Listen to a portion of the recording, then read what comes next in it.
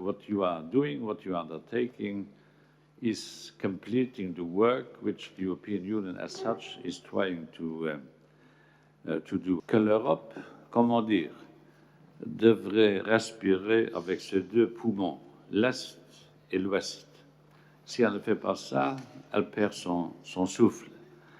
Parfois, j'ai l'impression qu'elle est en train de perdre son souffle et donc il faudra qu'entre Européens, nous nous mettions d'accord sur les vertus de la coopération renforcée, si j'ose dire, non pas au sens du traité, mais au sens de la langue commune entre l'Est et l'Ouest. Donc, je voulais, Monsieur le Président, apporter tout le soutien de la Commission européenne à l'initiative qui est la vôtre et je voudrais vous encourager à ouvrir de nouveaux corridors d'union entre les deux parties de l'Europe, non seulement entre le Sud et le Nord, mais aussi entre l'Est et l'Ouest, pour que nous puissions inventer, poursuivre, accomplir, parachever un projet qui parle à tous les Européens, indépendamment du lieu où ils vivent.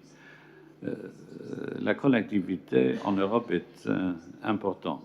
J'appuie des deux mains le projet Rail Baltica entre la Pologne et la Lituanie, qui est financé par le mécanisme pour l'interconnexion en Europe. Et je voudrais remercier Dalia, qui a, jeté tout son poids dans la réalisation de ce projet qui, à mes yeux, est important et qui a valeur de modèle et d'exemple. Il faut développer, comme je le disais, les connexions à haut débit en Europe, raison pour laquelle, sur les quelques 150 milliards d'euros investis dans les régions des trois pays, des trois mers, et qui proviennent tous du Fonds régional et du Fonds de cohésion, ce dont la commissaire roumaine Corina Crețu a la responsabilité, et j'en remerciais. Sur ces 150 milliards, un tiers est destiné au projet de connectivité, dont 2,5 milliards plus particulièrement pour développer des infrastructures numériques à haut débit, notamment dans vos zones rurales. La même remarque s'applique à l'approvisionnement en énergie et plus particulièrement à gaz et à de meilleurs approvisionnements qui doit pouvoir être fait à de meilleurs prix. Et tout cela sera réalisé lorsque nous réaliserons le gazoduc Bouygues reliant l'Autriche, la Bulgarie, la Hongrie et la Roumanie, qui est financé par les fonds européens d'investissement stratégique, ce qu'à l'époque on appela le plan Juncker. On parle très peu du plan Juncker puisqu'il fonctionne.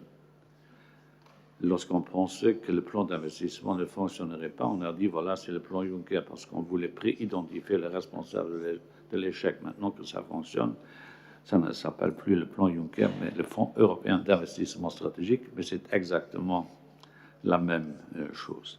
Donc, nous voulons mettre à disposition de vos ambitions tous les moyens financiers généralement quelconques dont peut disposer l'Europe et l'Union européenne.